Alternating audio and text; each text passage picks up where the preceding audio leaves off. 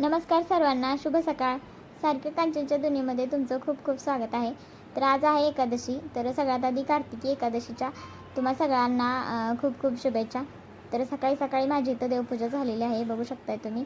आणि आज स्वयंपाकाचं काय निवांतच होतं, कारण आज सगळ्यांचीच एकादशी होती. म्हणजे माझे पप्पा पण आलेले आहेत, पप्पांची आणि आहूंची पण एकादश होती. माझं काय एकादशी धरायचं असं काय नव्हतं, पण त्या दोघांची होती, त्यामुळे मग मी पण म्हटलं चला उपवासच करूया.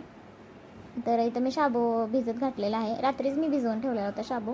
दरवेळेसच मी आदल्या दिवशी आम्ही शाबू भिजत घालत असतोय, आणि जर काय अडचण असेल तर मग सकाळी घालत असतोय.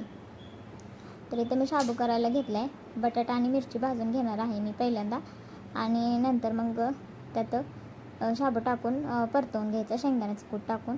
ह्यात शिजवलेलं बटाटा टाकलं तरी पण छान होतो शाबू, पण मला असंच आवडतं शाबू खायला.